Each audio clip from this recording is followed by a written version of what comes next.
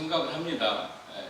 우리의 어떤 천년의 숲이라고 하는 함양의 상림입니다.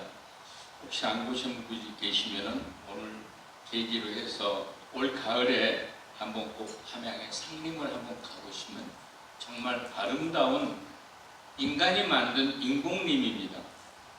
일찍이 신라시대 진성여왕 때 최치원이라는 함양 태수가 강의 범람을 막기 위해서 뚝을 쌓고 그 뚝 위에다가 조림을 한 내용입니다. 이런 우리 조상들의 지혜는 일찍이 1000년 전에 시작이 됐습니다. 도시와 자연의 공존이라는 어떤 메시지를 담고 있는 청계천 복원사업입니다. 2005년도에 시행이 됐고 이제는 서울 시민의 유일한 또 다른 쉘터의 역할을 하고 있습니다.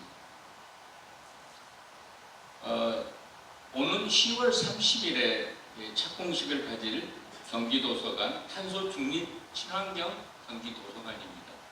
건축 자재를 태양열 패널이라든지 지열 에너지들을 활용하는 신재생 에너지 설비를 통해서 탄소 배출을 획기적으로 줄일 수 있는 건축물까지도 이제 공공 디자인의 하나의 부분으로 추가되고 있습니다. 그리고 미군이 철수해서 방치됐던 의정부의 가금철교도 문화유산의 어떤 보존하고 주민의 소통 공간으로 변신을 한 사례입니다. 이것은 대구시에 유라천이 있는데 거기 유라천 고가 하부 공간이 시멘트 블럭의 어떤 그런 칙칙한 어떤 공간으로서 때로는 우범 지역이 될 수 있는 곳을 디자인을 통해서 주민의 쉘터로 만든 사례입니다.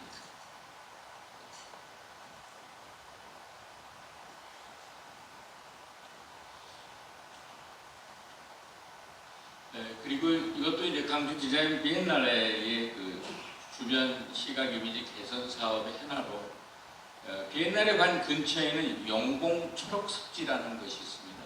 그래서 그 영봉 초록습지랑 연계된 어떤 그 공간에 인도를 좀 더 확보해서 보행 친화적인 거리로 해서 우리가 통상적으로 도로 다이어트라고 이렇게 이야기를 하고 있습니다. 이쪽은 종점 지역이어서 3차선이 양복 3차선인데 한 차선은 그냥 불법 주차가 계속 유행되고 있어도 교통에 방해를 주지 않기 때문에 교통영향평가를 검증한 결과 한 차선을 양쪽 차선을 줄이고 그걸 보행로로 확보한 내용입니다.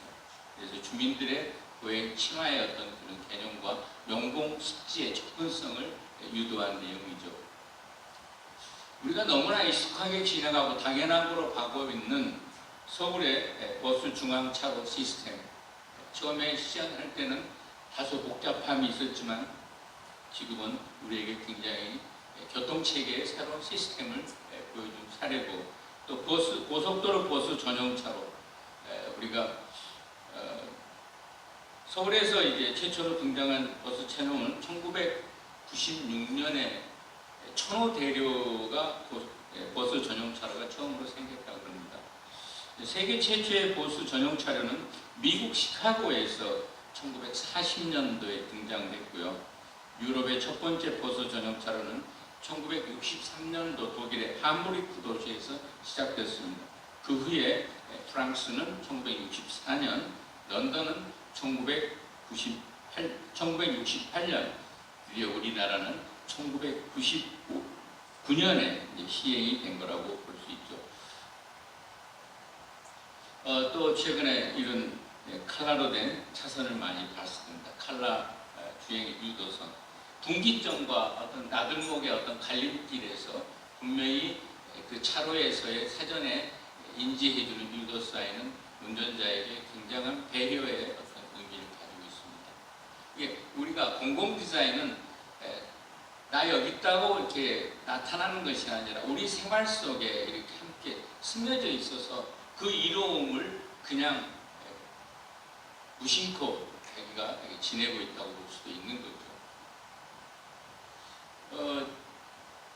우리가 홈비족이라 스몰비라는 말이 있습니다. 스몰비, 스마트폰 플러스 좀비. 저도 뭐 그런 대상이고 요새 모든 사람들이 스마트폰을 보면서 길을 건너기 때문에 건너편에 있는 신호등의 컬러를 보지 못하는 경우가 있어 사고를 유발한다는 점에서 바닥에다가 신호등 체계를 만들어 놓은 것이 최근에 많이 보셨을 것입니다. 또 한때는 주민들이 이게 너무 또 광도가 세서 혼란스럽다고 또 항상 어떤 그런 목적성에는 두 가지의 어떤 그런 필요와 또 불편의 요소가 있지만은 당초에 어떤 그런 목적성의 의도에서 이런 시대가 요구하는 스몰비족을 위한 이런 LED 바닥 신호등이 있고요. 또 여름이면 정말 너무나 우리에게 그 신호등이 굉장히 길 때 그늘막을 해줬던 것도 일찍이 서초풀 원두막이라고 해서 서초구에서 2015년에 전국에 최초로 이걸 고정식 그늘막을 만들고 이게 전국으로 퍼져나갔습니다. 그래서 우리나라 대표적인 공공 디자인 하면 뭐냐? 그러면은 서초풀 원두막이다. 이렇게 이야기할 수 있는 것이죠. 또 서울역 고가의 새로운 탄생으로 서울의 7017 처음에 생겼을 때 말들이 많았죠. 약 380억 원이라는 돈을 들여서 차라리 다리를 하나 더 놓든지 그런데 있는 다리를 저렇게 하냐. 그런데 지금은 이미 의도대로 남대문과 건너편 만리동의 어떤 그런 지역의 어떤 그 연결성으로서 만리동이 다시 또 다른 어떤 상권이 살아나는 핫한 곳으로 진행되고 있다고 그러고 있습니다. 그러니까 이런 도심 속에서의 사실 밑에 차로가 가기 때문에 공기도 굉장히 안 좋다고 그러고 많은 또 불편적 요소가 있습니다만은 우리는 또 다른 이 다리를 통해서 또 지역의 관계의 어떤 그런 연계성으로서 새로운 상권을 유도하는 것. 이걸 그 롤 모델로 했던 게 뉴욕 맨하탄 도심을 가로질렀던 방치됐던 철로의 그 재탄생인 하이라인입니다. 하이라인. 아마 여기를 가보셨던 분도 있으시라고 생각을 합니다. 이 하이라인의 장점은 성공했던 이유는 이 그 위쪽에 이런 그 철도의 하부에 각각의 쇼핑몰들과 스튜디오라든지 공방들이 있습니다. 그래서 사람들이 중간에서 이렇게 또 쇼핑하고 다시 위로 올라가서 걷고 쉬고 이런 부분이 있기 때문에 이것도 살아나게 되는 내용이죠. 이거의 또 원조라고 이야기한다면 프랑스 파리는 뭐 에펠탑이 하나의 상징적 랜드마크이긴 하지만 파리 시민들에게는 또 하나의 랜드마크인 파리의 공중 산책로 프로나드 플랑데라고 있습니다. 이거 역시도 노후화된 철거가 될 뻔했던 장소를 보행 육교 상가로 탄생시킨 것이고 하단에 있는 그 육교를 유리와 글라스로 복원을 해서 여기에 예술 공예 공방이라든지 갤러리, 가구 전시장을 만들었던 것입니다. 영국의 런던 하이드 파크, 이것은 이제 1967년에 찰스 1세가 이제 모두에게 오픈했던 소위 왕립공원 중에 하나입니다. 런던에는 이거 말고도 뭐 3개 정도의 큰 공원이 있는데 이 공원이 도심의 허파 역할을 하고 있는 것이죠. 이거의 롤 모델이 센트럴 파크입니다. 센트럴 파크는 조경가인 음스테드라는 사람의 어떤 그 철학은 도심에서 자연으로 최단 거리의 탈출가 어디냐? 그게 이제 도심 속의 자연입니다. 1856년에 시작이 됐죠. 16년간에 걸쳐서 이 센트럴 파크는 만들어졌습니다. 이때 나왔던 이야기가 맨하탄의 중심부에 거대한 규모의 공원을 만들지 않는다면 5년 후에 똑같은 넓이의 정신병원이 생길 것이다. 그런 애견된 의견의 말에 의해서 센트럴 파크가 만들어졌고 지금 뉴욕의 또 다른 상징이 되고 있습니다. 조경은 시간의 예술이라고 합니다. 우리는 너무 급히 어떤 결과물을 기대하는 내용들이 많은데 이제 우리 용산도 새로운 센트럴파크 같은 미래 공간으로 연출된다고 최근에 서울 디자인재단 권영걸 이사장께서 말씀을 하셨습니다. 저도 기대해 보려고 하고 있습니다. 그리고 또 하나 재밌는 것은 뉴욕에서 NYC 2525 프로젝트가 있는데 공공공간에 관한 프로젝트입니다. 2025년까지 차돌의 25%를 줄여가지고 시민들에게 돌려준다는 정책입니다. 우리나라도 이제 점점 이런 정책이 아마 필요한 시점이 아닐까. 그래서 그 공간에서 시민들이 휴식하고 대화하고 또 보행자 누구에게나 안전하고 장애 없는 도시로 만들겠다는 그 의지에 의해서 지금 뉴욕시에서 진행되고 있습니다. 샌프란시스코의 파크렛이라는 것은 리바라고 하는 회사의 공공공간을 변화시키는 하나의 아이디어로 도시 내에 이런 주차 공간을 녹색의 휴식 공간으로 이제 바꾸는 작업이죠. 주차 공간은 주차비를 내고 있는데 그 주차비를 시민이 낸다는 의미로서 그 활용도가 낮은 가려운 주차장을 공원화한 사례가 되고 있습니다. 새롭게 꾸미는 것보다는 있는 걸 어떻게 활용하냐는 그런 부분에 대한 도전이죠. 우리가 항상 어떤 그런 그 혐오되고 기피되는 어떤 시설이 그 지역에 들어오게 되면 지역 주민과의 굉장한 많은 마찰이 있게 됩니다. 이런 갈등적 문제를 참여회장으로 번신시킨 게 덴마크 코펜하겐의 아마게르베케라고 하는 열병합 발전소입니다. 잘 보이실지 모르지만 한쪽에 스키장 같은 걸 만들어가지고 주민들이 발전소 옥상에서 사계절 내 스키를 즐길 수 있는 공공공간을 만들어주면서 이게 시민들에게는 의미 있는 혐오적인 어떤 공간이라기보다는 본인들의 어떤 쉘터의 어떤 역할을 하게 되는 것이죠. 용도에 대한 어떤 이해가 한목적적인 개념에서 서로 조율이 된다면 갈등을 넘어설 수 있을 거라고 생각을 합니다. 이것은 일본에 있는 하이소라는 세계에서 하나뿐인 골목 네트워크라고 이렇게 이야기하고 있습니다만은 일본 도쿄에 야나카의 분산형 숙박 서비스입니다.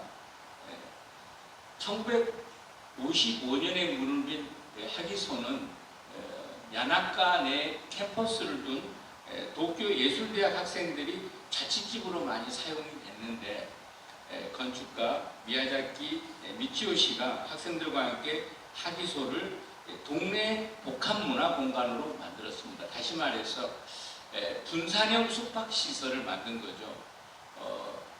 그 집에서 그 하숙생들을 맞아들일 수 있는 방들은 있는데 그 하숙생들이 수용할 수 있는 또 다른 식당이라든지 밥을 먹을 공간이라든지 모욕을 하는 공간 이런 것들이 다 비치되어 있지 않기 때문에 지역에 있는 숙박시설이라든지 문화시설들을 서로 공동으로 이용하는 것입니다. 호텔은 마을에 오래된 집을 개조하고 호텔 내 사우나가 없는 대신 동네 목욕탕에 이용권을 주고 레스토랑에 입점하는 대신 동네 맛집들을 서로 연결하는 이런 네트워킹입니다. 기존에 있는 그 새로운 어떤 사우나나 이런 것들, 사우나, 호텔의 사우나라든지 뭐 레스토랑이라든지 이런 호텔이 들어오는 게 아니라 마을의 어떤 집들을 개조하고 또 그 목욕탕을 이용하게 하고 또 마을 내에 있는 동네 맛집들을 이용함으로써 하나의 어떤 분산형 숙박 서비스와 함께 복합문화 공간을 재탄생시킨 것이죠.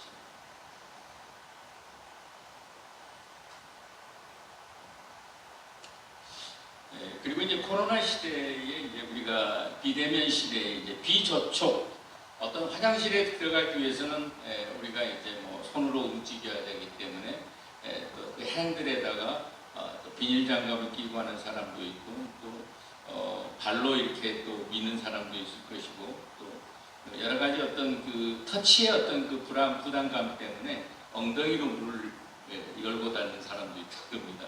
근데 이런 부분들을 해결하기 위해서 모든 행동을 음성으로 실시하게 하는 그 접촉 음성 커멘트식 화장실을 토일렛이라고 해서 만들고 스마트폰을 통해 가지고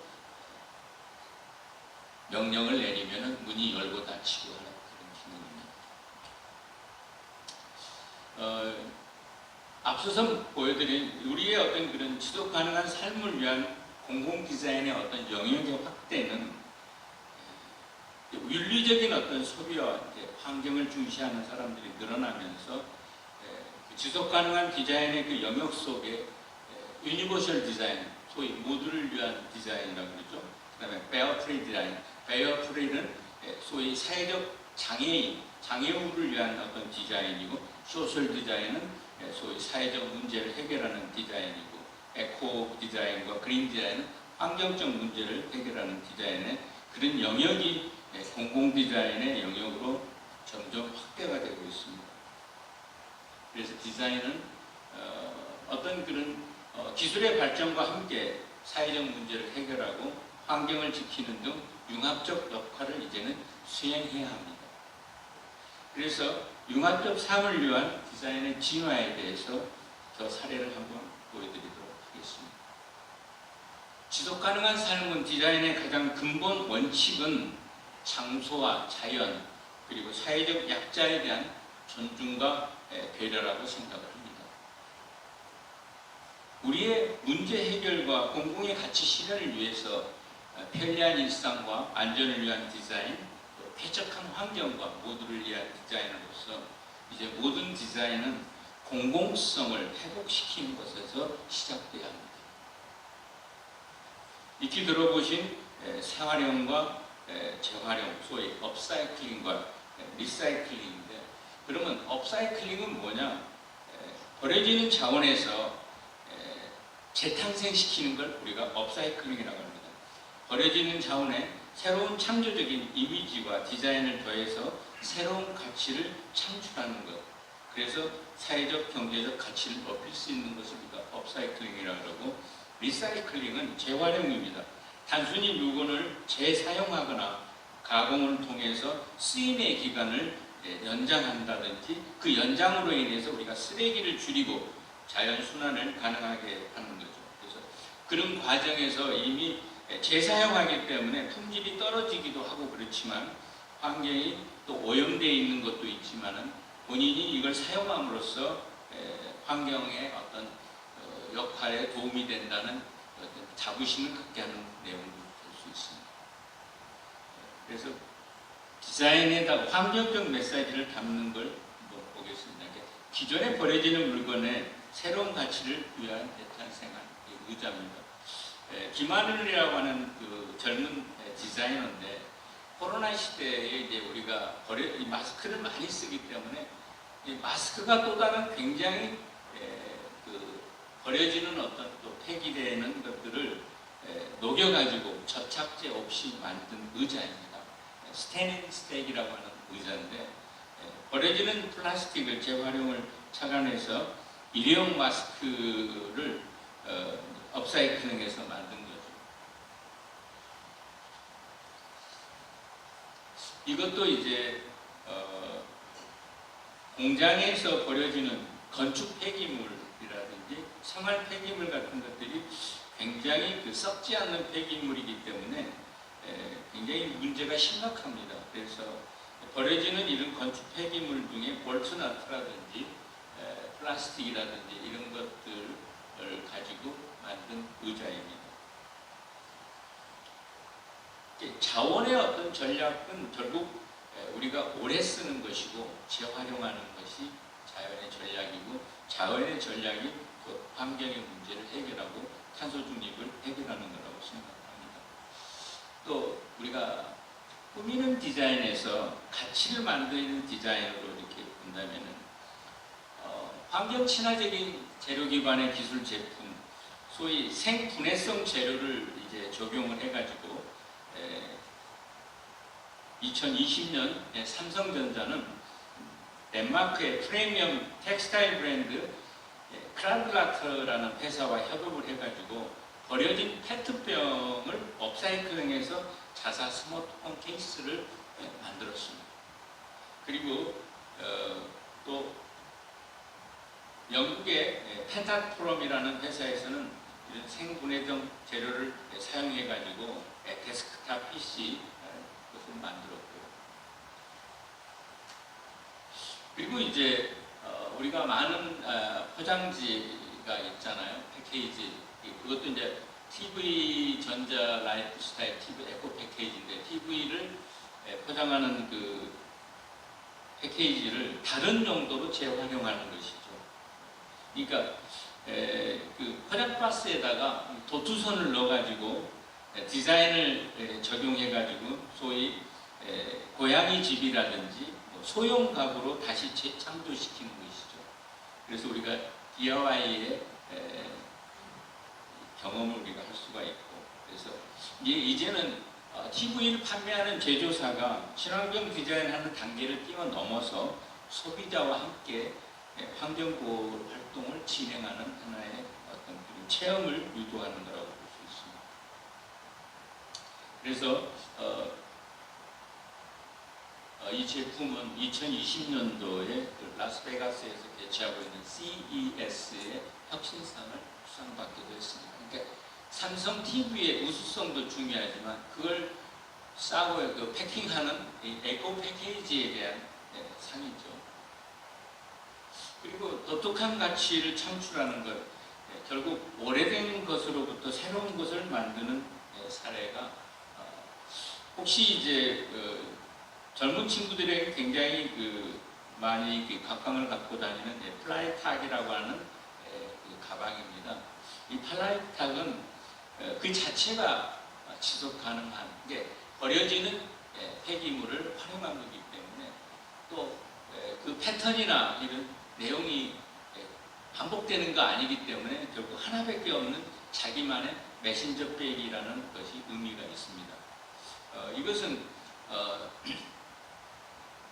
찌리는 365일 중에서 127일이 비가 내린답니다.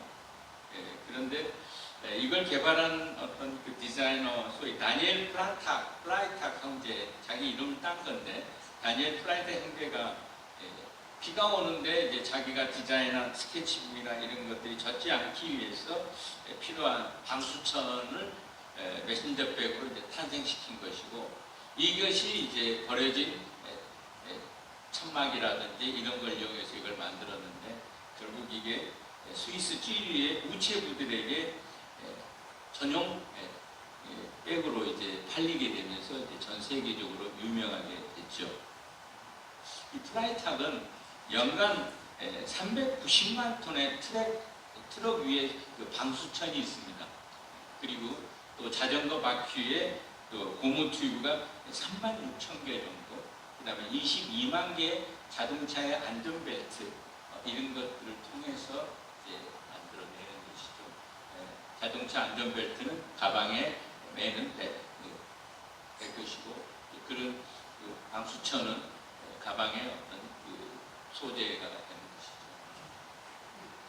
것이죠. 더 재밌는 것은 이 회사 자체도 건물을 짓지 않고 컨테이너로 이렇게 19개의 컨테이너를 통해서 26m의 빌딩을 만들어서 지금 사용하고 있습니다.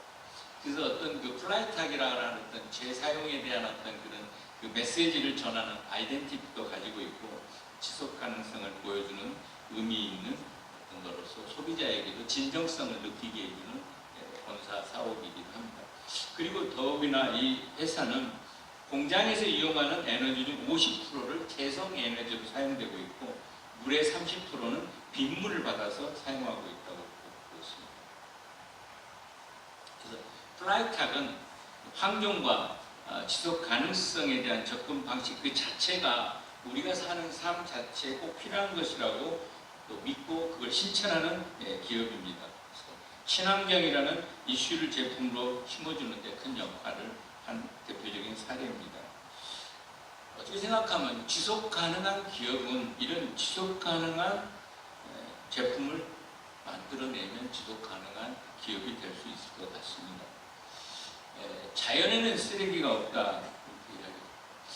버리는 것과 죽는 자 있는데 이것도 특이한 건데요. 니콜 맥너릴이라는 디자이너인데 이제 이 친구는 이제 리복 디자이너, 소위 신발 리복 디자이너 출신인데 이 자기의 어떤 인스타그램에다가 버려지는 이런 업사이클링 컨셉의 의상과 소품들을 가지고 백도 만들고 뭐 브라자도 만들고 뭐 점퍼도 만들고 뭐 이런 재밌는 그래서 이건 문자 그대로 하나밖에 없는 제품들입니다. 하나밖에. 그래서 인스타그램을 통해서 많이 주문이 들어오고 또 많은 수익을 올리고 있는 사례입니다. 이제 뭐 무심코 버려지는 그런 그 글러브 같은 걸로 우리가 여성의 이 블라자를 만든다는 것은 상상이나 할 수 없는 것이죠. 또 신발을 가지고 신발을 펼쳐서 이어가지고 가방을 만든다는 것도 하나의 자연스러운 어떤 패턴이고 그 컬러가 보여주는 것 자체가 디자인이고 또 환경적 개념에서 자기가 친환경적인 어떤 제품을 재사용한다는 의미의 자부심을 느끼는 거라고 볼 수 있습니다. 그리고 우리가 이제 그 베스파이프가 이제 굉장히 높은데요. 2m50의 지름을 가지고 있는 베스파이프를 가지고 자기만의 객실을 만든 사례입니다. 그래서 건축가 오스트리아 건축가인데요.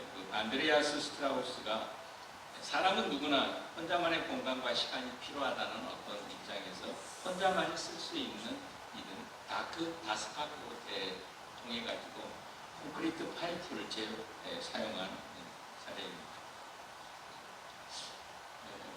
코카콜라가 사실은 굉장히 오랜 역사를 가지고 있죠.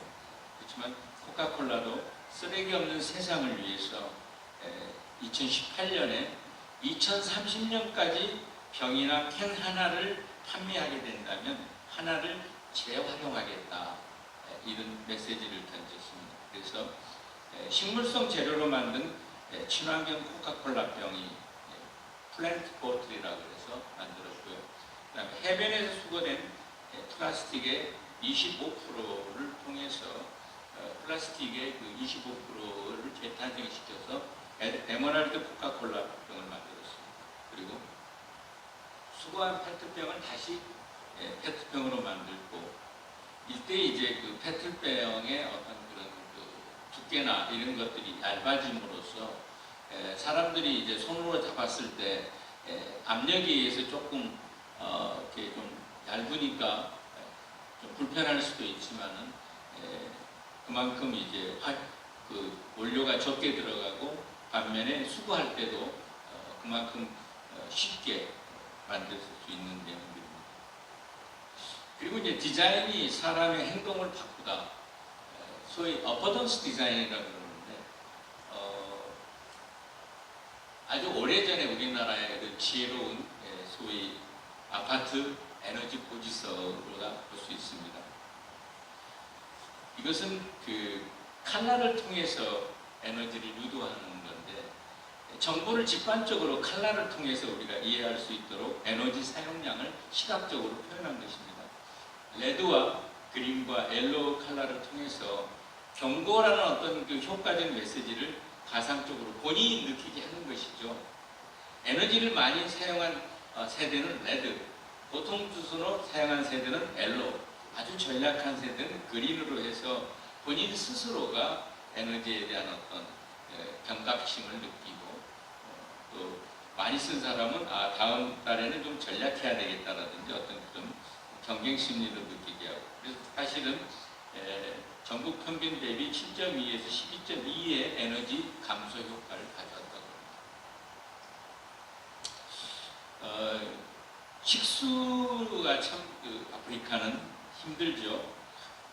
그 식수를 얻기 위해서 굉장한 한 10km 이상을 걸어서 물통을 갖고 오는 게 고작 2리터 아니면 많아야 3리터 이 정도밖에 안 되는 것을 7.5리터가 어린이가 혼자서도 굴려서 이동하게끔 이런 디자인을 만들었습니다. 한스 핸드릭스가 디자인 큐드럼이라는 것입니다. 그런데 더 나아가서 이제는 하마 물통이라 그래가지고 여성들이 밀고 가면서 밀 수 있다는 것은 아이를 안고 갈 수도 이렇게 있고 여러 가지 그런 부분이 있어서 90kg가 넘는 물을 이동할 수 있는 이런 아이디어가 나오고 있습니다. 그러면 우리가 지속 가능한 디자인은 어디까지 가고 있나 볼 때 미국의 그 최대 행댕 열차 암트랙이라고 있습니다. 암트랙이 이제 교통이 이제 굉장히 더 사람들에게 그 수단이 활발해지고 그 이용에 대한 어떤 그 용도가 다양해지니까 엠트랙을 타는 사람이 별로 없습니다. 그래서 이제 엠트랙에서 우리가 실내 공간을 좀 인테리어를 좀 새롭게 꾸미고 환경을 바꾸면은 고객들이 좀 더 엠트랙을 타지 않을까. 그래서 미국의 그 ADO라고 하는 디자인 그 크리에이티브 회사에다가 의뢰를 해서 그 직원들 4명이 슈트케이스를 타고 암트랙을 직접 일주일 동안 타고 결과를 냈는데 사람들이 암트랙을 탈 때 가장 먼저 시도하는 건 뭐겠습니까? 인터넷에 가서 예약하는 겁니다. 사람들은 암트랙의 실내 공간보다는 예약 시스템이 얼마나 간편한 게 제일 중요합니다. 그 다음에 이 암트랙을 타고 가는 중간중간에 도시, 소위 환승할 수 있는 그 도시의 어떤 그런 정보, 어떤 걸 체험할 수 있고 여기서 어디로 갈 수 있고 이런 정보의 어떤 시스템이 사이트에 정보가 제공되는 것들을 소비자들은 또 원하고 있는 것이죠. 인테리어에 기대하는 것은 20%밖에 안 된다는 것입니다. 이제는 우리는 그런 정보에 민감한 거죠. 그래서 그러면서도 이제 애들을 위한 우리도 뭐 이미 가격이 애들 가격은 쌉니다만 25%를 다운을 시키고 또 코로나 때 이제 사람들에게 그 열차가 일렬식으로 배열된 것을 자율적으로 움직이게 해서 뷰를 볼 수 있고 서로의 어떤 그 공간을 적당히 띄워주는 이런 회전식의 우리도 물론 회전이 되긴 한데 여기는 우리가 45도로 놓고 가지는 않잖아요. 서로 이제 마주보는 방향만 달리할 뿐이지. 이런 부분에서 주변 도시의 어떤 이름과의 연계성에 대한 정보가 굉장히 우선이다. 이런 내용이 되겠습니다. 그리고 태평양 한가운데 소위 쓰레기 섬이라는 게 하나 있습니다. 이 쓰레기 섬은 어느 누구도 관리를 하지 않죠. 그래서 디자이너 한 사람이 영국의 디자이너가 유엔에다가 2018년에 국가로 등록을 했습니다. 그러기 위해서는 나라의 지폐도 필요하고 깃발도 필요하고 여권도 필요하고 뭐 국가의 어떤 그런 기반 어떤 그런 출입국에 관련된 사항이 적혀 있어야 되고 또 우표도 만들고 이런 걸 만들어 가지고 유엔에다가 자기 등록을 시킨 것이죠.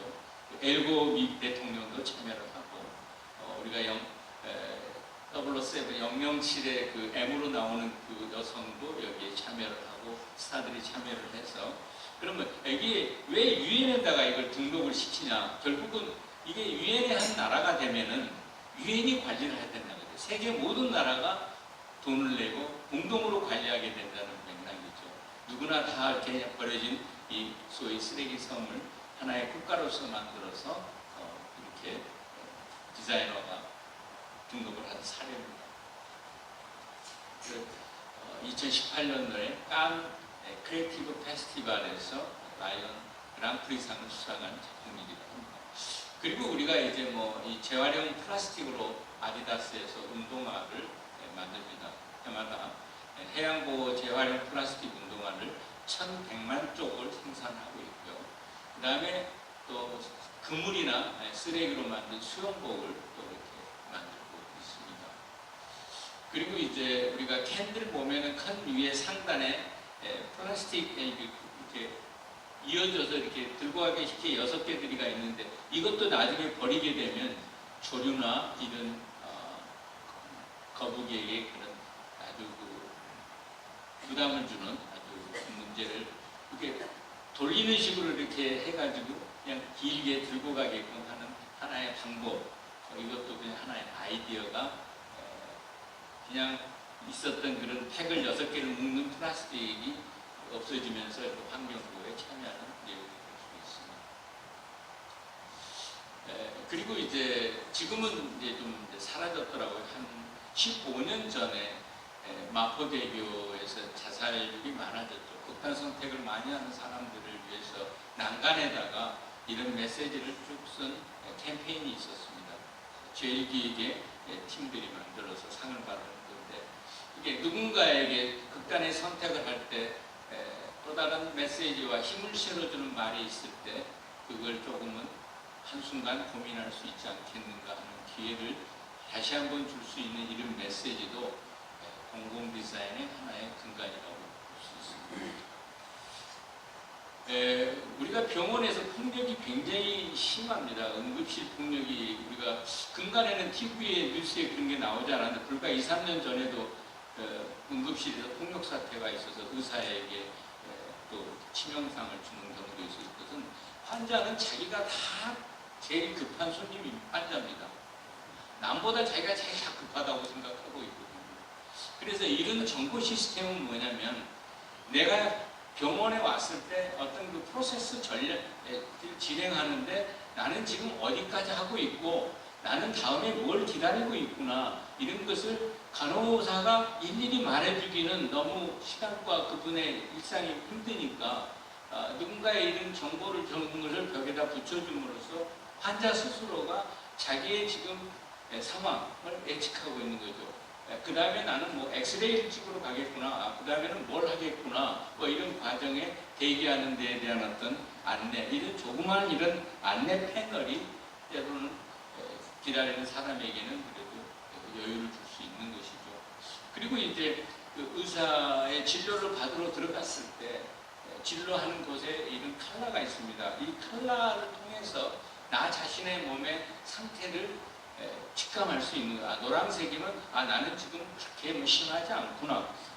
레드면 조금 나에게 이상의 유무가 있는 모양이다. 뭐 이런 것들을 간접적으로 자기의 컨디션을 의사한테 말 듣기 전에 이 방에 들어가서 칼라로서 인지할 수 있는 이런 내용들이 하나의 우리의 공공 디자인의 또 다른 역할이라고 볼 수 있는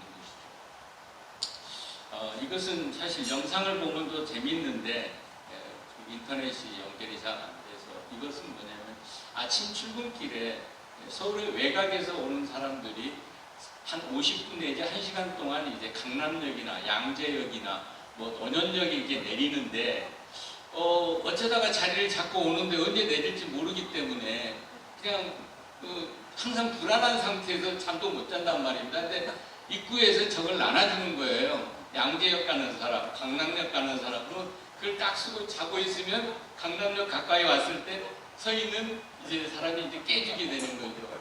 이것도 상대에 대한 배려예요, 이거 배려. 그래서 이걸 깨주면 그러면 그냥 고맙다고 가느냐? 안 돼, 안에 버거킹에 아침 모닝커피 쿠폰이 들어있습니다. 이런 공공의 배려의 어떤 프로그램을 또 광고와 연결을 해서 버거킹이 아침 모닝커피 아메리카노를 처음 출시하면서 만든 캠페인이거든요.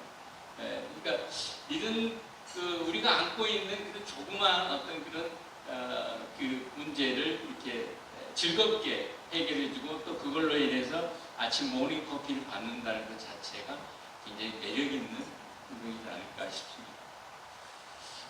우리가 익히 너무나 잘 알고 있는 스타벅스죠.